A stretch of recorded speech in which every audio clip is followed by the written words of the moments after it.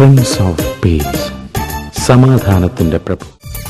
ലോകസുഖമേകും സന്തോഷം നശ്വരമതല്ലോ, ലോകത്തിൽ നാം നേടും സമ്പാദ്യം നഷ്ടമാകുമല്ലോ. ഒരിക്കൽ പിരിയും ഉലകപ്പുരി നാം, മരിക്കും നാളിനെ നിനക്കാനാകുമോ? ചിന്തിക്കുമോ സോദര? കാലചക്രം നീങ്ങിടുമ്പോൾ നാം മുപ്പ് നീങ്ങിടും, കാതമേറെ പോയിടുമ്പോൾ അന്ത്യനാളെടുത്തിടും. മനുഷ്യന്റെ ചോദ്യങ്ങൾക്കെല്ലാം മറുപടി കണ്ടെത്താനുള്ള ധാരാളം ഉറവിടങ്ങൾ ലോകത്തിലുണ്ട്. അവിടെ നിന്ന് ലഭിക്കുന്ന ഉത്തരങ്ങൾ ഒരുപക്ഷെ ശരിയായിരിക്കാം. എന്നാൽ കൂടുതലും മനുഷ്യന് വ്യക്തമായി ഉത്തരങ്ങൾ നൽകുന്ന അനുഗ്രഹീതമായ ഒരു ലോകവ്യാപകമായി ലഭ്യമായിരിക്കുന്ന ഒരു പുസ്തകമാണ് ബൈബിൾ. ഈ പ്രോഗ്രാമിലേക്ക് നിങ്ങളെല്ലാവരെയും സ്വാഗതം ചെയ്യുന്നു. നമ്മൾ ക്രിസ്തീയ ജീവിതത്തിൽ ഇടപെടുമ്പോൾ, എൻ്റെ വ്യക്തിപരമായ ജീവിതത്തിൽ ഇടപെട്ടപ്പോൾ എനിക്കുണ്ടായ അനുഭവങ്ങൾ ഞാൻ വളരെ വ്യക്തമായി മരിച്ചവർക്കും ജീവിച്ചവർക്കും മധ്യസ്ഥനായി ഒരുത്തനെ ഉള്ളൂ എന്നുള്ളത് വെളിപ്പെടുത്തിയപ്പോൾ ഞാൻ അതിൻ്റെ പശ്ചാത്തലമൊന്നും പറയുന്നില്ല. അവസാനം അദ്ദേഹം ആരുടെയോ അടുക്കൽ ചെന്നൊക്കെ കണ്ടുപിടിച്ചിട്ട് കൊണ്ടുവന്ന് എന്നോട് പറഞ്ഞു, ഇത് വേദപുസ്തകം മാത്രമെന്ന് പറയുന്നവർ പറയുന്നതാണെന്ന് പറഞ്ഞു. മനസ്സിലായില്ലേ? അന്ന് പറഞ്ഞാൽ അവർക്ക് ട്രഡീഷൻസ് കൂടെ ഉണ്ട്, പാരമ്പര്യങ്ങൾ. വേറെ ചിലരോട് നമ്മൾ ഇടപെട്ടാൽ പറയും ദൈവജനമല്ല, ഇത് ഞങ്ങളുടെ അനുഭവം കൂടെയാന്ന് പറയും. അനുഭവങ്ങളും പാരമ്പര്യങ്ങളും. ദൈവജനം പ്ലസ് എക്സ്പീരിയൻസ്, ദൈവജനം പ്ലസ് ട്രഡീഷൻസ്. പൗലോസ് പറയുന്നു, ഞങ്ങൾ അങ്ങനെയുള്ളവരല്ല. വചനം എന്ത് പറയുന്നു ഞങ്ങൾ അതുപോലെ പഠിപ്പിക്കുകയാണ്. ദൈവത്തിന്റെ കൽപ്പന ദൈവസന്നിൽ അത് കൂട്ടിച്ചേർക്കാതെ പഠിപ്പിക്കുകയാണ്. അങ്ങനെ കൂട്ടിച്ചേർത്താൽ എന്താ വരുന്ന പ്രശ്നം? സദൃശവാക്യം 30:6 നോക്കിയേ, ദൈവജനം തന്നെ അതിന് മറുപടി തരുന്നുണ്ട്. മാത്രമല്ല, പുതിയ പഴയ നിയമങ്ങളിൽ ദൈവം വളരെ വ്യക്തമായി വെളിപ്പെടുത്തിയിട്ടുണ്ട്, ഈ വചനത്തോടൊന്നും കൂട്ടുകയോ കുറയ്ക്കുകയോ ചെയ്യരുതെന്ന്. ദൈവത്തിന്റെ നിർബന്ധമാണ്. പഴയ നിയമത്തിലുമുണ്ട്, പുതിയ നിയമത്തിലുമുണ്ട്. ഇതിനോടൊന്നും കൂട്ടുകയും കുറയ്ക്കുകയും ചെയ്യരുത്. അതിന്റെ 30:6 വായിച്ചേ.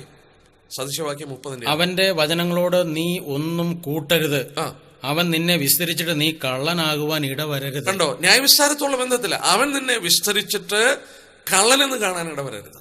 അപ്പൊ ദൈവജനത്തോടൊന്നും കൂട്ടാൻ പാടില്ല. ദൈവവചനം അത് അതിൽ തന്നെ പൂർണ്ണമാണ്. ദൈവവചനം വാസ്തവത്തില് ദൈവസഭയ്ക്ക് ദൈവമക്കൾക്ക് ആവശ്യമായിട്ടുള്ള എന്തെല്ലാം കൽപ്പനകൾ വേണോ അതെല്ലാം ആവശ്യത്തിന് കൊടുത്തിട്ടുണ്ടല്ലേ. പിന്നെ ഇതിനകത്ത് കൂട്ടുന്നത് മാനുഷികമാണ്. ഇതിനോട് കൂട്ടാനും പാടില്ല, ഇതിനോട് കുറയ്ക്കാനും പാടില്ല. വാക്യങ്ങളെല്ലാം എടുക്കേണ്ട. ആവർത്തന പുസ്തകം 4:2, 11:1, വെളിപാട് 22:8-9 വാക്യങ്ങളിലൊക്കെ ഇതിനോടൊന്നും കൂട്ടരുത്, ഒന്നും കുറയ്ക്കരുത്. അപ്പൊ നമുക്ക് ദൈവസഭയ്ക്ക് രേഖപ്പെടുത്തി കിട്ടിയിരിക്കുന്ന 66 പുസ്തകങ്ങളടിയ ഈ വേദപുസ്തകം എന്ന് പറയുന്നത് സമ്പൂർണവും തിരുസഭയ്ക്ക് എന്തെല്ലാം ഉപദേശങ്ങൾ വേണോ, എന്റെ ക്രിസ്തീയ ജീവിതത്തിന് എന്തെല്ലാം ഉപദേശങ്ങൾ വേണോ, ഇൻസ്ട്രക്ഷൻസ് വേണമോ, അതെല്ലാം ഇതിനകത്ത് നൽകിയിട്ടുണ്ടല്ലേ. പൂർണ്ണമായിട്ടും എനിക്ക് വിശ്വസിക്കാം. ഉണ്ട്. ഇന്ന് ഇതനുസരിക്കുന്നില്ലെങ്കിൽ പ്രതിഫലം വേദിക്കുന്ന നാളുണ്ട്. അവനവൻ ശരീരത്തിക്കുമ്പോൾ ചെയ്ത പ്രവൃത്തി നല്ലതായാലും അതിന് തക്കവണ്ണം പ്രാപിക്കും. ഒരുത്തൻ പണിത പ്രവൃത്തി നിലനിൽക്കുമെങ്കിൽ പ്രതിഫലം കിട്ടും. എന്നാൽ നിന്നെ വിസ്തരിച്ച് കള്ളനെന്ന് കാണാൻ ഇടവരരുത്, നീ എന്തെങ്കിലും കൂട്ടിയാൽ. അപ്പോൾ നമ്മുടെ സ്ഥാനങ്ങൾക്ക് വ്യത്യാസമുണ്ട്. ചെറിയവൻ, വലിയവൻ, ഏറ്റവും വലിയവൻ. 2, നമുക്ക് നമ്മൾ ഓർത്തതുപോലെ നമ്മുടെ തേജസ്സിൽ വ്യത്യാസമുണ്ട്. നമ്മുടെ വിശുദ്ധിക്കും സമർപ്പണത്തിനും അനുസരിച്ച് അവിടെ തേജസ്സിൽ വ്യത്യാസമുണ്ട്. നമുക്ക് ലഭിക്കുന്ന ശരീരത്തിന്റെ തേജസ്സിന് വ്യത്യാസമുണ്ട്. 3, നമ്മുടെ പ്രതിഫലങ്ങൾ കർത്താവ് വളരെ വ്യക്തമായി രേഖപ്പെടുത്തി അനേക കിരീടങ്ങൾ നമുക്ക് വേണ്ടി വാഗ്ദത്തം ചെയ്തു. കിരീടങ്ങള് എല്ലാവർക്കും ധരിക്കാനായിട്ട് സാധിക്കില്ല. നമ്മുടെ കർത്താവ് ഈ ഭൂമിയിലേക്ക് മടങ്ങി വരുമ്പോൾ നാം വെളിപാട് പുസ്തകം 19:12 വായിക്കുന്നുണ്ട്, അവന്റെ ശിരസിൽ അനേക രാജമുടികൾ. There are many crowns on his head. മനുഷ്യൻ കൊടുത്തത് മുൾക്കിരീടമാണ്. എന്നാൽ അവൻ മനുഷ്യന്റെ രക്ഷ സാധിപ്പിച്ച് വിജയാളിയായി പുനരുദ്ധാനം പ്രാപിച്ച സ്വർഗത്തിൽ ചെന്നു. അവൻ വീണ്ടും ഈ ഭൂമിയിൽ രാജാവായി വരുമ്പോൾ, അധികാരങ്ങൾ പ്രാപിച്ചു വരുമ്പോൾ, അവന്റെ പിതാവ് അവന്റെ ശിരസിൽ അനേക കിരീടങ്ങൾ വെച്ചു. എന്നാൽ അവന്റെ വലത്തുഭാഗത്തിരിക്കുന്ന രാജ്ഞി അവളും കിരീടങ്ങൾ ധരിച്ചിരിക്കണമെന്ന് അവൻ ആഗ്രഹിക്കുന്നു. അത് സഭയാണ്. അതുകൊണ്ട് ഒരു രാജാവിന്റെ അടുക്കലിരിക്കുന്ന രാജ്ഞിക്ക് കിരീടങ്ങളുണ്ട്. എന്നാൽ ആ കിരീടവും കർത്താവിന്റെ ശിരസിലുള്ള കിരീടവും തമ്മിൽ അടിസ്ഥാനപരമായിട്ട് 2 വാക്കിലാണ് വെളിപ്പെടുത്തിയത്. അതെവിടെയാ പറഞ്ഞിരിക്കുന്നത്? അത് ഞാൻ പറയാം. അത് നമ്മൾ പഠിക്കുമ്പോൾ നമുക്കറിയാം, പുതിയ നിയമം എഴുതിയിരിക്കുന്ന ഗ്രീക്ക് ഭാഷയിലാണ്. നമ്മുടെ കർത്താവിന്റെ ശിരസിലിരിക്കുന്ന കിരീടങ്ങളെ കുറിച്ച് രേഖപ്പെടുത്തിയപ്പോൾ ആ കിരീടത്തിന് പറഞ്ഞത് ഡിയാഡം എന്ന പദമാണ്. ഡിയാഡം എന്ന ഗ്രീക്ക് വാക്കിന്റെ അർത്ഥം രാജകീയ കിരീടം, റോയൽ ക്രൗൺ. രാജാക്കന്മാർക്കുള്ള കിരീടമാണ്. അവൻ രാജാവായി പിറന്നവനാണ്. അവൻ സ്വർഗത്തിന്റെ പിതാവിനാൽ ആ കിരീടങ്ങൾ ധരിക്കപ്പെട്ട് അവൻ രാജാവായി മടങ്ങി വരികയാണ്. അനേക ഡിയാഡം, അനേക കിരീടങ്ങൾ അവന്റെ ശിരസിലുണ്ട്. എന്നാൽ ഒരു വിശുദ്ധന്റെ പ്രതിഫലത്തോടുള്ള ബന്ധത്തിൽ പറയുന്നത് ഡിയാഡമല്ല, സ്റ്റെഫാനോസ്. സ്റ്റെഫാനോസ് എന്ന് പറഞ്ഞാൽ വിക്ടേഴ്സ് ക്രൗൺ, വിജയാളിയുടെ കിരീടം. ഓട്ടക്കളത്തിൽ വിജയിക്കുന്നവർക്ക് കൊടുക്കുന്ന കിരീടം. ഒരു പോരാട്ടമുണ്ട്, ഒരു മൽപ്പിടുത്തമുണ്ട്, പ്രലോഭനങ്ങളുണ്ട്, നമ്മളെ നിരാശപ്പെടുത്തുന്നുണ്ട്, നമ്മളെ പുറകോട്ട് പിടിക്കുന്നുണ്ട്, നമുക്കൊരുപാട് പ്രതിബന്ധങ്ങളുണ്ട്. ഇതെല്ലാം തൃണവൽഗണിച്ചുകൊണ്ട് വിശ്വസ്തനായി ഓടുകയും പോരാടുകയും ചെയ്ത് ഈ മൽപ്പിടുത്തത്തിന്റെ അന്ത്യത്തിൽ അവിടെ ചെല്ലുമ്പോൾ അംഗീകാരത്തിന്റെ അടയാളമായി തരുന്ന കിരീടമാണ് സ്റ്റെഫാനോസ്. വിശുദ്ധന്മാർക്ക് നൽകപ്പെട്ട കിരീടം സ്റ്റെഫാനോസ്. ഇവിടെ നമുക്ക് പോരാട്ടങ്ങളുണ്ടെന്നും പ്രതിബന്ധങ്ങളുണ്ടെന്നും നമ്മെ നിരാശപ്പെടുത്തുന്നുണ്ടെന്നും നമുക്ക് അസ്വസ്ഥത ഉളവാക്കുന്നുണ്ടെന്നും ഒക്കെ ഇത് നമ്മളെ പഠിപ്പിക്കുന്നു. അങ്ങനെ അന്ത്യത്തിൽ ചെല്ലുമ്പോൾ നമുക്ക് തരുന്ന കിരീടമാണ് സ്റ്റെഫാനോസ്. കർത്താവിന്റെ ശിരസിലിരിക്കുന്നത് ഡിയാഡമാണ്, രാജാവിന്റെ കിരീടം. ഇനി ഈ കിരീടം നമുക്ക് പ്രാപിക്കണമെങ്കിൽ 2 കാര്യം ശ്രദ്ധിക്കണം. അതെന്തൊക്കെയാ? ആ 2 വാക്യം നമുക്ക് വായിക്കാം. 2 തിമോഥെയോസ് 2-ാം അധ്യായത്തിന്റെ 5-ാം വാക്യം. നമ്മൾ ചിന്തിച്ചാണെങ്കിലും 2 പ്രമാണങ്ങൾ കിരീടം പ്രാപിക്കണമെങ്കിൽ രേഖപ്പെടുത്തിയിട്ടുണ്ട്. കർത്താവ് പറഞ്ഞു അവൻ പ്രതിഫലമായിട്ട് വരികയാണ്. 2 തിമോഥെയോസ് 2-ാം അധ്യായത്തിന്റെ 5-ാം വാക്യം. യെസ്. ഒരുത്തൻ മല്ല് കെട്ടിയാലും ചട്ടപ്രകാരം പോരായികയിൽ കിരീടം പ്രാപിക്കുകയില്ല. യെസ്.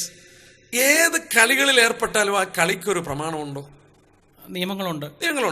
നമുക്കറിയാം. ഒരു ഒളിമ്പിക്സിലൂടെ എനിക്ക് ഇന്നും ഓർമ്മയുണ്ട്. ഒളിമ്പിക്സിലെ ഏറ്റവും വലിയ ഹീറ്റാണ് 100 മീറ്റേഴ്സ് ഡാഷ്. ലോകത്തിലെ ഏറ്റവും വേഗത കൂടിയ മനുഷ്യനെ കണ്ടുപിടിക്കും. ഒരു വർഷം ഒളിമ്പിക്സിലെ കറുത്ത മുത്തെന്ന് വിളിക്കപ്പെട്ട കാനഡയിലെ ബെൻ ജോൺസൺ, അദ്ദേഹം മെഡൽ മേടിച്ചു, ഗോൾഡ് മേടിച്ചു, ഹോട്ടലിൽ പോയി. പക്ഷേ അല്പസമയം കഴിഞ്ഞ് തൻ്റെ ഹോട്ടലിൽ മുട്ടുവിളിച്ച ആ ഗോൾഡ് മെഡൽ തിരിച്ചെടുത്തു. കാരണം താന് സ്റ്റീറോയിഡ് ഉപയോഗിച്ചായിരുന്നു. ആ ചട്ടം ലംഘിച്ചു. അതിന് ഉത്തേജകമരുന്ന് ചട്ടം ലംഘിച്ച് ഉത്തേജകമരുന്ന് ഉപയോഗിച്ചുകൊണ്ട് അവൻ ഓടി ഫസ്റ്റ് മേടിച്ചു. പക്ഷെങ്കിൽ അവന് കിരീടം തിരിച്ചെടുത്തു. നമ്മുടെ ഏഷ്യാഡിൽ ഓടിയ ഷൈനി ഓർമ്മയുണ്ടോ? ഷൈനി എബ്രഹാം. നമ്മുടെ രാജ്യത്തിന്റെ അഭിമാനമായിരുന്നു. ഷൈനി എബ്രഹാം ഏഷ്യാഡിൽ ഓടി ഫസ്റ്റ് വരുമ്പോൾ എല്ലാവരും സന്തോഷിച്ച് വളരെ അല്പം കഴിഞ്ഞപ്പോൾ ഷൈനി കരയുന്ന കണ്ടു. കാരണം എന്നാ? ഷൈനി ഓടി ഫസ്റ്റ് മേടിച്ചു, പക്ഷെ ഓടിയപ്പോൾ ട്രാക്ക് ഒന്ന് തെറ്റിച്ചു, ഡിസ്ക്വാളിഫൈ ചെയ്തു. ഒരുത്തൻ മല്ല് കെട്ടിയാലും ചട്ടപ്രകാരം പോരായെങ്കിലെ കിരീടം പ്രാപിക്കത്തില്ല. അപ്പൊ ക്രിസ്ത്യ ജീവിതത്തിന്റെ ചട്ടം എന്താണ്? 119-ാം സങ്കീർത്തനത്തിൽ വായിക്കുന്നുണ്ട്, ഞാൻ പരദേശിയായി പാർക്കുന്ന ഭവനത്തിൽ നിന്റെ കീർത്തനങ്ങൾ നിന്റെ ചട്ടങ്ങൾ എന്റെ കീർത്തനമാണ്. ദൈവത്തിന്റെ വചനമാണ് ആ ചട്ടങ്ങൾ. എങ്ങനെയും ക്രിസ്ത്യ ശുശ്രൂഷ ചെയ്യാമെന്ന് കരുതരുത്. ആ പ്രമാണങ്ങൾക്കനുസരിച്ച് പ്രവർത്തിക്കുന്നതിന് പ്രതിഫലം കിട്ടുന്നില്ല. 2, വെളിപാട് 3-ാം അധ്യായം എടുത്ത് കിരീടം പ്രാപിക്കാനായിട്ടുള്ള മറ്റൊരു കാര്യം. വെളിപാട് 3-ാം അധ്യായത്തിന്റെ 11-ാം വാക്യം, 3:11 ഫിലഡൽഫിയ സഭയോട് പറയും, ഞാൻ വേഗം വരുന്നു, നിന്റെ കിരീടം ആരും എടുക്കാതിരിപ്പാൻ തക്കവണ്ണം നിനക്കുള്ളത് പിടിച്ചുകൊള്ളുക. Yes, hold fast that no man take your crown. നിന്റെ കിരീടം ആരെങ്കിലും എടുത്തുകൊണ്ട് പോകാം, അതുകൊണ്ട് പോകാതിരിക്കാൻ മുറുകെ പിടിച്ചോണം. അതിന്റെ ആശയം ഞാൻ വ്യക്തമാക്കാം. പ്രതിഫലങ്ങൾ, രക്ഷ സൗജന്യമാണ്, പ്രതിഫലം പ്രവൃത്തിയാലാണ്. എന്നെക്കുറിച്ച് ഒരു സുവിശേഷനായി പ്രവർത്തിക്കണം, അല്ലെങ്കിൽ ഒരു മൂപ്പനായി പ്രവർത്തിക്കണം, അല്ലെങ്കിൽ ഞാൻ മറ്റു ചില ശുശ്രൂഷകൾ ചെയ്യണം. ആ ശുശ്രൂഷകൾക്ക് പ്രതിഫലമായി കിരീടങ്ങൾ കർത്താവ് വെച്ചിട്ടുണ്ട്. ഞാൻ ആ ശുശ്രൂഷ ചെയ്യുവാൻ വിമുഖത കാണിക്കുകയാണെങ്കിൽ കർത്താവിന്റെ വേല അവിടെ ഇടാതെ കർത്താവ് മറ്റു ചിലരെ എഴുന്നേൽപ്പിച്ച് ആ ശുശ്രൂഷ നിർവഹിക്കും. കർത്താവ് ആ ശുശ്രൂഷ നിർവഹിക്കുമ്പോൾ നിനക്ക് തരാനിരുന്ന കിരീടം ഞാൻ അവന് കൊടുക്കും. നിന്റെ കിരീടം മറ്റൊരുത്തൻ എടുക്കാതിരിപ്പാൻ നിനക്കുള്ളത് പിടിച്ചു. അപ്പൊ എനിക്ക് ദൈവം തന്നിരിക്കുന്ന കഴിവുകൾ, എന്റെ താലന്തുകൾ, എനിക്ക് ദൈവം തരുന്ന ആയുസ്, ആരോഗ്യം, താലന്തുകൾ, ഇതെല്ലാം ദൈവത്തിന്റെ മഹത്വത്തിനായിട്ട് ഉപയോഗിച്ചില്ലെങ്കിൽ എന്റെ കിരീടം എനിക്ക് കിട്ടുന്ന പ്രതിഫലം വേറെ ആൾ കൊണ്ടുപോകും. അത് നിസ്സാരമായൊരു കാര്യമല്ലല്ലോ, തമാശയായിട്ട് കാണുന്ന കാര്യം. കിരീടം സൗജന്യമായി തരാൻ പോവുകയല്ല, കിരീടം സൗജന്യമായി തരികയല്ല, അത് പ്രവൃത്തികളുടെ പ്രതിഫലമായിട്ട് തരുന്നത്. അപ്പൊ അത് പ്രാപിക്കണമെങ്കിൽ 1 ചട്ടപ്രകാരം പോരാടണം, 2 എന്നെ ഏൽപ്പിച്ച ദൗത്യം നിർവഹിപ്പാൻ ഞാൻ സന്നദ്ധനായിരിക്കും, ഇല്ലെങ്കിൽ കിരീടം പ്രാപിക്കത്തില്ല. അപ്പം കിരീടധാരികൾ ആ മുറിപ്പെട്ട ആണിപ്പഴുതുള്ള കരം കൊണ്ട് എൻ്റെ ശിരസിൽ വെക്കുമ്പോൾ എന്നെ അംഗീകരിച്ചു എന്നുള്ളതാണ് ഏറ്റവും വലിയ പ്രതിഫലം. എൻ്റെ നാഥൻ എന്നെ അംഗീകരിച്ചു. ഒന്ന് ആലോചിച്ച് നോക്കിയാൽ, ഈ ലോകത്തിൽ തിരസ്കരണം ഉണ്ടായേക്കാം, വേദന ഉണ്ടായേക്കാം, ഒക്കെ ഉണ്ടായേക്കാം. പക്ഷെങ്കിൽ ഒരു നാൾ അവൻ്റെ സന്നിധി ഞാൻ നിൽക്കുമ്പോൾ അവൻ എന്നെ അംഗീകരിക്കുമെന്നുള്ള പ്രത്യാശയോടുകൂടെ ഞാനിതൊക്കെ സഹിച്ചും വഹിച്ചും മൗനമായും ഞാൻ ആ ക്രൂശെടുത്തുകൊണ്ട് അവൻ്റെ പിന്നാലെ അനുഗമിക്കുമ്പോൾ എൻ്റെ മനസ്സിലുള്ളൊരു ചിന്ത, അവൻ്റെ സന്നിധി ഞാൻ നിൽക്കുമ്പോൾ അംഗീകരിക്കപ്പെടണം. തീർച്ചയായിട്ടും എനിക്ക് തോന്നുന്നത് ക്രൈസ്തവ കൈരളിക്ക് വളരെ നൂറുകണക്കിന് ആയിരക്കണക്കിന് ഗാനങ്ങൾ എഴുതിയ എം.ഇ. ചെറിയാൻ സാർ, ഒരു നാൾ നശ്വര ലോകം വിട്ടു പിരിയും നാം അതിവേഗം, അങ്ങേ കരയിൽ ചെന്ന് നേടിയതെന്തെന്നെണ്ണും നാം, ഒരുവൻ ക്രിസ്തുവിനരികിൽ ഒരു നാൾ നശ്വര ലോകം വിട്ട് പിരിയും നാം അതിവരും. അന്നേ അറിയത്തുള്ളൂ ഈ ലോകം ത്യജിച്ചവരുടെ വിലയെന്നത്, അന്നാൾ അറിയും നാം. സാറ് പാടുന്നുണ്ട്, അത് സത്യമാണ്. അതുകൊണ്ട് ഈ ലോകത്തിലെ ദുരിതങ്ങൾ, കഷ്ടങ്ങൾ, വാസ്തവത്തിൽ ക്രിസ്തീയ ജീവിതത്തിൽ വിശ്വാസത്തിനു വേണ്ടി വില കൊടുക്കുന്നവർ ഒരിക്കലും വാടിത്തളരാൻ ആവശ്യമില്ല. ക്രിസ്തുവിന്റെ സേവനത്തോടുള്ള ബന്ധത്തിൽ നമുക്ക് ലഭിക്കുന്ന പ്രതിഫലങ്ങൾ നമുക്ക് പ്രചോദനം നൽകേണ്ടതാണ്, അല്ലേ? ഏതാണ്ട് 5 കിരീടമെങ്കിലും കർത്താവ് വാഗ്ദത്തം ചെയ്തിട്ടുണ്ട്. ആ കിരീടങ്ങളെ കുറിച്ച് വിശദമായ ഒരു പഠനത്തിന് ഞാൻ മുതിരുന്നില്ല. എന്നാൽ പ്രേക്ഷകരിലെ പറയാമോ? അത് പറയാം. ഒന്നാമത് പറഞ്ഞിരിക്കുന്ന 1 കൊരിന്ത്യർ 9-ാം അധ്യായം, പെട്ടെന്ന് നമുക്ക് പറഞ്ഞു പോകാം. 1 കൊരിന്ത്യർ 9-ന്റെ 23 തൊട്ടുള്ള വാക്യത്തില് വാടാത്ത കിരീടം, ഇൻകറപ്റ്റബിൾ ക്രൗൺ. 1 കൊരിന്ത്യർ 9-ാം അധ്യായത്തിന്റെ 23 തൊട്ടുള്ള വാക്യത്തിലാണ് വായിക്കുന്നത്. 9:23 തൊട്ട്. നിങ്ങളോ 24, ഓട്ടക്കളത്തിൽ ഓടുന്നവർ എല്ലാവരും ഓടുന്നുവെങ്കിലും ഒരുവനെ ബിരുദ പ്രാപിക്കുന്നുള്ളൂ എന്ന് അറിയുന്നില്ലയോ? നിങ്ങളും പായിപ്പാൻ തക്കവണ്ണം ഓടുവിൻ. അംഗം പൊരുതുന്നവരൊക്കെയും സകലത്തിലും വർജനം ആചരിക്കുന്നു. അതോ വാടുന്ന കിരീടവും നാമോ വാടാത്തതും പ്രാപിക്കേണ്ടതിന് തന്നെ. നോക്കെ, ഇവിടെ പൗലോസിനോട് ചോദിക്കുക, പൗലോസ് നീ എന്താ ഇങ്ങനെ ഓടുന്നേ? നീ എന്താണ് രാവും പകലും അധ്വാനിക്കുന്നത്? നിന്റെ കരം കൊണ്ട് നീ കൂടാരം അടിക്കുന്നു, ഈ കിട്ടുന്ന പണം കൊണ്ട് നീ അധ്വാനിക്കുന്നു, മറ്റുള്ളവർക്ക് ഭാരമായിരിക്കാതെ നീ ഈ രാവും പകലുമില്ലാതെ നീ ഓടുകയും ശരീരത്തിൽ അടികൊള്ളുകയും നീ ഒരുപാട് കപ്പൽ ക്ഷയത്തിൽ അകപ്പെടുകയും ഒരുപാട് നീ കഷ്ടപ്പെടുന്നു. എന്തിനാ പൗലോസ് എന്ന് ചോദിച്ചാൽ 23-ാം വാക്യത്തിൽ ഒരു ഭാഗമുണ്ട്. 23-ാം വാക്യം നോക്കി, ആ അധ്യായത്തിന്റെ സുവിശേഷത്തിൽ ഒരു പങ്കാളിയാകേണ്ടതിന് ഞാൻ സകലവും സുവിശേഷ നിമിത്തം ചെയ്യുന്നു. പൗലോസിന് കൊടുക്കാനുള്ള മറുപടി ഇതാണ്: I want A part in the gospel. സുവിശേഷത്തിൽ പങ്കാളിത്തം, I want A part in the gospel. അതൊരു വലിയൊരു കാര്യമല്ലേ? അത് ഓരോ ക്രൈസ്തവന്റെ അഭിമാനമായിരിക്കണം. കാരണം A partnership in the gospel propagation. കാരണം എന്താന്ന് ചോദിച്ചാൽ, ദൂതന്മാരെ ഏൽപ്പിക്കാത്ത ശുശ്രൂഷ. അവർ കുനിഞ്ഞു നോക്കുകയാണ്. ക്രിസ്തുവിന് വരുന്ന കഷ്ടവും പിൻവരുന്ന മഹിമയും സൂക്ഷിച്ചു നോക്കുന്നു. ഈ സുവിശേഷം മൂലം ഒരാൾ രക്ഷിക്കപ്പെടുമ്പോൾ സ്വർഗത്തിൽ അവർ സന്തോഷിക്കുന്നു. ഇത് ഒരാൾ പറയുമ്പോൾ തിരുവചനത്തിൽ വായിക്കുന്നു, നന്മ സുവിശേഷിക്കുന്ന കാലത്ര മനോഹരമാണ്. അത് സ്വർഗം മനോഹരമാണെന്ന് പറയുകയും ദൂതന്മാർ അത് കുനിഞ്ഞു നോക്കുകയും സന്തോഷിക്കുകയും ചെയ്യുമ്പോൾ സുവിശേഷത്തിന്റെ പങ്കാളിത്തം എനിക്ക് വേണമെന്ന് പറഞ്ഞുകൊണ്ട് താനിത് കഷ്ടം അനുഭവിക്കുമ്പോൾ താൻ പറയുന്നുണ്ട്, അംഗം വരുന്ന സകലത്തിലും വർജനമാര്, സെൽഫ് കൺട്രോൾ, വർജനം, സെൽഫ് കൺട്രോൾ. ഈ പൗലോസ് ഇത് പറയുമ്പോൾ ആ കാലത്തിലെ ഈ വലിയ ഓട്ടങ്ങളെ, അതായത് ഒളിമ്പിക്സ് പോലുള്ള ഓട്ടങ്ങളെ മുന്നിൽ കണ്ടുകൊണ്ടാണ് പൗലോസ് ഇത് പറയുന്നത്. എന്നാന്ന് ചോദിച്ചാൽ, അന്ന് ഇങ്ങനെയൊക്കെ ഓടേണ്ടവര് പല മാസങ്ങൾക്ക് മുമ്പേ വീട് വിട്ടു വന്ന് അവിടെ പാർത്ത് തങ്ങളെ തന്നെ ഡിസിപ്ലിൻ ചെയ്ത് ഭക്ഷണം ക്രമീകരിച്ച് പ്രാക്ടീസ് ചെയ്ത് ഇവരിതെല്ലാം ചെയ്ത് ഓടുന്നത് എന്തിനാന്ന് ചോദിച്ചാൽ, അനേകർ നോക്കിക്കൊണ്ട് നിൽക്കുമ്പോൾ ഓടി അവസാനം വന്നു കഴിയുമ്പോൾ അവരുടെ ശിരസിൽ കിട്ടുന്നത് എന്താണെന്നറിയാമോ? ഒലിവിലകൾ കൊണ്ട് വളച്ചെടുത്തൊരു കിരീടമാണ്. അന്ന് അങ്ങനെയായിരുന്നു. ആ കിരീടം, ഒലിവിലകളുള്ള കിരീടം അവന്റെ ശിരസിൽ വെക്കുമ്പോൾ ആ ഒരു നിമിഷം അവൻ ഉണ്ടാകുന്ന സംതൃപ്തി. എന്നാൽ പൗലോസ് പറയുന്നു, അത് പ്രാപിക്കുന്നത് വാടുന്ന കിരീടമാണ്. അത് വാടിപ്പോകുന്നതാണ്. അല്പസമയം കൊണ്ട് അത് തീരും. നാമോ വാടാത്ത കിരീടം, ഇൻകറപ്റ്റബിൾ. നമ്മൾ എന്നും രാജാക്കന്മാരായിരിക്കും. 22 വെളിപാട് 22 അധ്യായത്തിൽ they shall reign forever and ever. അപ്പൊ ആലോചിച്ച് ചോദിക്കാൻ, എന്റെ ഈ വേദനയും ഈ പോരാട്ടങ്ങളും ഈ അധ്വാനങ്ങളൊക്കെ അല്പകാലത്തേക്കുള്ളതല്ലേ? സുവിശേഷത്തിൽ പങ്കാളിത്തത്തിന് വേണ്ടി വർജനം ആചരിക്കുന്ന വ്യക്തികൾക്ക്, സെൽഫ് കൺട്രോള് സൂക്ഷിക്കുന്നവർക്ക് ദൈവം കൊടുക്കുന്ന ഒരു പ്രതിഫലമാണ്. 2, പ്രശംസയുടെ കിരീടമുണ്ട്, ക്രൗൺ ഓഫ് റിജോയ്സിംഗ്. 2 വേദഭാഗമുണ്ട്. 1 തെസ്സലോനിക്കർ 2:19. ഞാനതൊന്ന് വായിക്കട്ടെ? അതെ, വായിച്ചാട്ടെ. നമ്മുടെ കർത്താവായ യേശുവിന്റെ മുമ്പാകെ അവന്റെ പ്രത്യക്ഷതയിൽ ഞങ്ങളുടെ ആശയോ സന്തോഷമോ പ്രശംസാ കിരീടമോ ആറാകുന്നു. നിങ്ങളുമല്ലയോ ഞങ്ങളുടെ മഹത്വവും സന്തോഷവും നിങ്ങൾ തന്നെ. പൗലോസ് തെസ്സലോനിക്കർക്ക് എഴുതുന്ന ലേഖനം കർത്താവായ യേശുക്രിസ്തുവിന്റെ 2ാം വരവാണ് വിഷയം. ഈ 2ാം വരവിലെ 2ാം അധ്യായത്തിലെ പൗലോസിന്റെ സ്വന്തം സേവനങ്ങളെയും ശുശ്രൂഷകളെയും കുറിച്ച് താൻ എഴുതുകയാണ്. താൻ എഴുതുമ്പോൾ താൻ ഓർക്കുന്ന കാര്യം, അന്ന് തന്റെ സന്തോഷവും ആശയും സന്തോഷവും പ്രശംസാ കിരീടവും നിങ്ങളാണ്. ആ തെസ്സലോനിക്ക പട്ടണത്തിൽ കർത്താവിനെ അറിഞ്ഞു വന്ന് പുതുജീവിതം ലഭിച്ച ആ വ്യക്തികളല്ലേ, ആത്മാക്കളാണ് തന്റെ പ്രശംസയുടെ കിരീടമായി മാറുന്നത്. ക്രിസ്തുവിൽ സമാധാനം കണ്ടെത്തുവാൻ കാരണമായി തീർന്നവർ അല്ലേ? അതെ. അതന്നെ ഫിലിപ്പ് ലേഖനത്തെ 4-ാം അധ്യായം എടുത്താട്ടെ. ഫിലിപ്പ് ലേഖനം 4-ാം അധ്യായത്തിന്റെ 1-ാം വാക്യം കൂടെ എന്ന് പറഞ്ഞാൽ, താൻ ആരെ രക്ഷയിലേക്ക് കൊണ്ടുവന്നു, ആ രക്ഷിക്കപ്പെട്ടവരാണ് തന്റെ കിരീടമായി മാറുന്നു. 4:1 ഫിലിപ്പിയർ 4:1. അതുകൊണ്ട് എന്റെ പ്രിയരും വാഞ്ചിതരുമായ സഹോദരന്മാരെ, എന്റെ സന്തോഷവും കിരീടവുമായുള്ളവരെ, ഇങ്ങനെ കർത്താവിൽ നിലനിൽപ്പിൻ പ്രിയമുള്ളവരെ. യെസ്, പൗലോസ് രക്ഷയിലേക്ക് കൊണ്ടുവരുന്നവരും പൗലോസുമായിട്ടൊരു ബന്ധമുണ്ട്. നാമും ചില രക്ഷയിലേക്ക് കൊണ്ടുവന്നാൽ നാം അവരുമായിട്ടൊരു അഭേദ്യമായ ബന്ധമുണ്ട്. അവരെ കുറിച്ച് എന്റെ സന്തോഷവും എന്റെ കിരീടവുമായുള്ളവരെ എന്ന് പറയാം അല്ലേ? ആ ബന്ധം ഈ ഭൂമി കൊണ്ട് അവസാനിക്കുന്നതല്ലേ? ഈ ഭൂമി കൊണ്ട് അവസാനിക്കുന്ന ബാക്കി എല്ലാ ബന്ധങ്ങളും കൊണ്ട് തീരും. ഛേദിക്കുമ്പോൾ ഈ നിത്യയിൽ നിലനിൽക്കുന്ന ഒരു ബന്ധമാണ് ആ ബന്ധം. പൗലോസ് കൊരിന്ത്യർക്ക് എഴുതുമ്പോൾ ഇങ്ങനെ പറഞ്ഞു, നിങ്ങൾക്ക് ഗുരുക്കന്മാരേറെ ഉണ്ടെങ്കിലും പിതാക്കന്മാരേറെയില്ല. ഞാനാണ് സുവിശേഷം പോലെ നിങ്ങളെ വീണ്ടും ജനിപ്പിച്ചത്.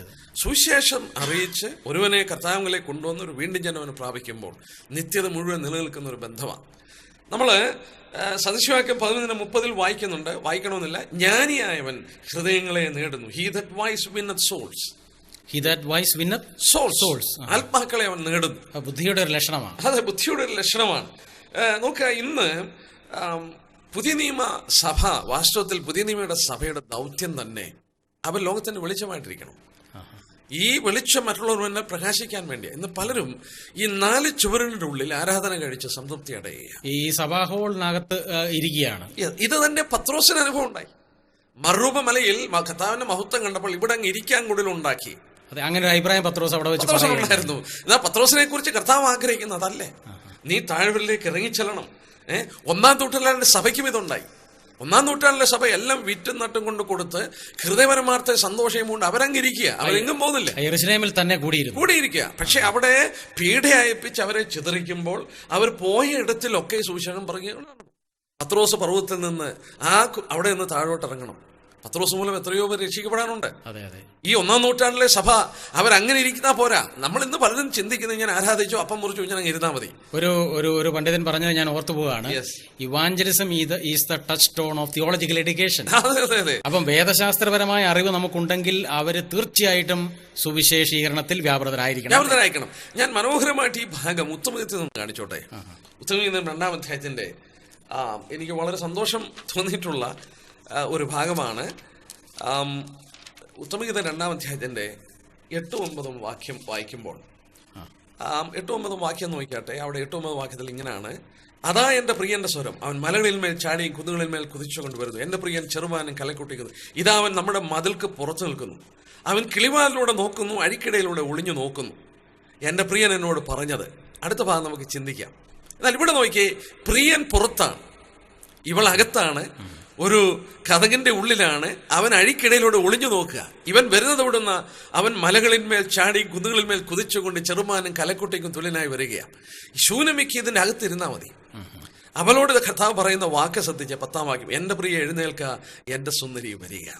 ശീതകാലം കഴിഞ്ഞു, മഴയും മാറിപ്പോയി, പുഷ്പങ്ങൾ ഭൂമിയിൽ കാണായി വരുന്നു, വള്ളിത്തല മുറിക്കുന്ന കാലം വരുന്നു, കുറുപ്രാവിന്റെ ശബ്ദം നമ്മുടെ നാട്ടിൽ കേൾക്കുന്നു, അത്തിക്കായകൾ പഴുക്കുന്നു, മുന്തിരിവള്ളി പൂത്ത് സുഗന്ധം വീഴ്ച. എന്റെ പ്രിയ എഴുന്നേൽക്ക, എന്റെ സുന്ദരി വരി. Rise up my love my fair one, come away.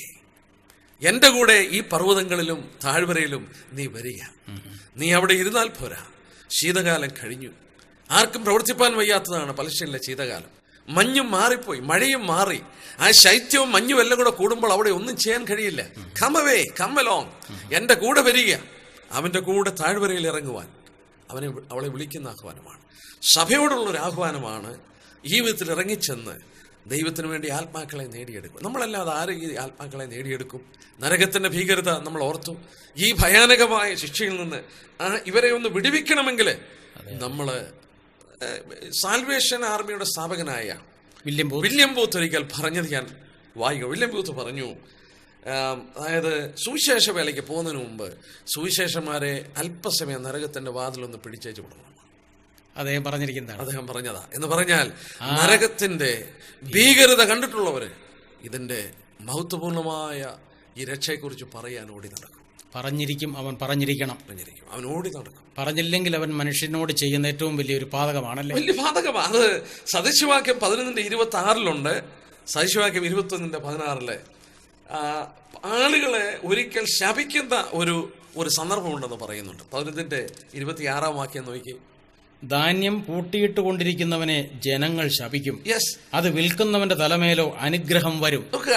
ക്ഷാമം പെരുകിയിരിക്കുമ്പോൾ ധാന്യം കൊടുക്കാതിരിക്കുകയാണെങ്കിൽ അത് പൂട്ടിയിരിക്കുന്നവന്റെ ജനങ്ങളെ ശപിക്കും. ജീവന്റെ വിത്ത് നമ്മുടെ കയ്യിലുണ്ട്. വചനമാകുന്ന വിത്ത് അത് കർത്താവ് തന്റെ സഭയ്ക്ക് രക്ഷിക്കപ്പെട്ട ഓരോരുത്തരുടെയും കയ്യിൽ കൊടുത്തിരിക്കുക. ഇത് കൊടുക്കുവാൻ അവർ ബാധ്യസ്ഥരാണ്. ജനങ്ങൾ മരിക്കുമ്പോൾ, ഭക്ഷണമില്ലാതെ മരിക്കുമ്പോൾ നീ ഇത് കൊടുക്കാതിരുന്നാൽ ഒരു കാലത്ത് അവൻ നിന്നെ ശപിക്കും. വചനമാകുന്ന ആ വിത്ത് വീണ്ടും ജനനം സമ്മാനിക്കുന്ന, പുതുമനുഷ്യനാക്കുന്ന, മനുഷ്യനെ മാനസാന്തരത്തിലേക്കും മനുഷ്യനെ മോക്ഷത്തിലേക്കും നയിക്കുന്ന ആ വചനമാകുന്ന വിത്ത് പൂഴ്ത്തിവെക്കുവാനായിട്ടുള്ളവരല്ല നാം ഓരോരുത്തരും. അത് പൂഴ്ത്തിവെക്കാതെ അത് പ്രചരിപ്പിക്കുവാൻ, അത് ലോകമെമ്പാടും ഓടി നടന്ന് പ്രഘോഷിക്കുവാൻ ദൈവം നമ്മുടെ ഹൃദയങ്ങളോട് ഈ വചനത്തിലൂടെ സംസാരിക്കട്ടെ എന്ന് ഞങ്ങൾ ആശംസിക്കുകയാണ്. തീർച്ചയായിട്ടും സഭയുടെ വലിയ ഉത്തരവാദിത്വമാണ് അവിടെ കർത്താവ് ഓർമ്മിപ്പിക്കുന്നത്, അല്ലേ? അതെ അതെ. അവർക്ക് പ്രതിഫലമായിട്ട് പറഞ്ഞ പ്രതിഫലമാണ് നമ്മളിപ്പോൾ ഓർത്തത്, ക്രൗൺ ഓഫ് റിജോയ്സിംഗ്, പ്രശംസാ കിരീടം. നമ്മൾ ആദ്യം ചിന്തിച്ചു നീതിയുടെ കിരീടം, അത് സുവിശേഷത്തിൽ പങ്കാളിത്തം വഹിക്കുന്നവരാണ്. അത് പല വിധത്തിൽ പങ്കാളിത്തം വഹിക്കാം. എന്നാൽ ഇവിടെ ആത്മാക്കളെ പ്രത്യേകം നേടുന്നവർക്ക് വേണ്ടിയുള്ള ഒരു കിരീടമാണ് ഈ പ്രശംസാ കിരീടം. മൂന്നാമതൊരു കിരീടം നമുക്ക് നോക്കാം. 2 തിമോഥെയോസ് 4-ാം അധ്യായം, 2 തിമോഥെയോസ് 4:6-8 വരെയുള്ള വാക്യം. ഞാനോ ഇപ്പോൾ തന്നെ പാനീയയാഗമായി ഒഴിക്കപ്പെടുന്നു, എന്റെ നിര്യാണകാലവും അടുത്തിരിക്കുന്നു. ഞാൻ നല്ല പോർ പൊരുതു, ഓട്ടം തികച്ചു, വിശ്വാസം കാത്തു. ഇനി നീതിയുടെ കിരീടം എനിക്കായി വെച്ചിരിക്കുന്നു. അത് നീതിയുള്ള ന്യായാധിപതിയായ കർത്താവ് ആ ദിവസത്തിൽ എനിക്ക് നൽകും. എനിക്ക് മാത്രമല്ല, അവന്റെ പ്രത്യക്ഷതയിൽ പ്രിയം വെച്ച ഏവർക്കും കൂടെ. വളരെ ലളിതമായിട്ട് ചിന്തിക്കുക. എനിക്ക് ആ കിരീടം വെച്ചിട്ടുണ്ട്. ഒന്നാമതോടെ മനസ്സിലാക്കണം, കിരീടങ്ങൾ ഉണ്ടാക്കി കർത്താവ് തരികയല്ല പുതുതായിട്ട്, അവിടെ വെച്ചിരിക്കുക. It's already laid up for me. എനിക്ക് മാത്രമല്ല ലേഡപ്പ് ചെയ്തിരിക്കുന്നത്, അവന്റെ പ്രത്യക്ഷതയിൽ പ്രിയം വെച്ച ഏവർക്കും. അപ്പോൾ ഇവിടെ വായിക്കുന്ന നീതിയുടെ കിരീടം, ക്രൗൺ ഓഫ് റൈച്ചസ്നസ്, അതെ അതെ, നീതിയുടെ കിരീടം. ഈ നീതിയുടെ കിരീടം ആർക്ക് കൊടുക്കുന്നു? എനിക്ക് മാത്രമല്ല, അവന്റെ പ്രത്യക്ഷതയിൽ പ്രിയം വെച്ചവർക്കും. പ്രത്യക്ഷതയിൽ പ്രിയം വെച്ചവരെന്ന് പറഞ്ഞാൽ കർത്താവിന്റെ വീണ്ടും വരവിൽ ആശ വെച്ചവർ. കർത്താവിനെ ഒന്ന് കാണുവാൻ. നമ്മളത് മലയാളം ബൈബിളിൽ നിന്ന് അല്പ വിഭിന്നമായിട്ടാണ് ഇംഗ്ലീഷിൽ ഭാഷാന്തരം ചെയ്തിരിക്കുന്നത്. അതായത് ഫിലിപ്പ് ലേഖനം 3:20, 1 കൊരിന്ത്യർ 1:70. ഞാൻ ഇംഗ്ലീഷിൽ തന്നെ പറയാം. We eagerly wait for the saviour. Eagerly waiting, അവന്റെ വരവിന് വേണ്ടി ആകാംക്ഷയോടെ കാത്തിരിക്കുക. 1 കൊരിന്ത്യർ 1:7, eagerly waiting for the revelation of our lord Jesus Christ. കർത്താവ് യേശുക്രിസ്തുവിന്റെ വെളിപ്പാടിന് വേണ്ടി ആകാംക്ഷയോടെ കാത്തിരിക്കുക. ആകാംക്ഷ എന്നുള്ള പദം മലയാള ഭാഷയിൽ രണ്ടിടത്തും വിട്ടുപോയി. Eagerly waiting. അപ്പോൾ അവന്റെ വരവിന് വേണ്ടി അങ്ങ് കൊതിക്കുക, അവന്റെ വരവിന് വേണ്ടി അങ്ങ് ഭയങ്കര ആകാംക്ഷയോടെ കാത്തിരിക്കുക. അങ്ങനെ കാത്തിരിക്കുന്നവർക്ക് നമ്മൾ ഓർക്കണം, അവരുടെ ജീവിതം വളരെ ഡിസിപ്ലിൻഡ് ആയിരിക്കും.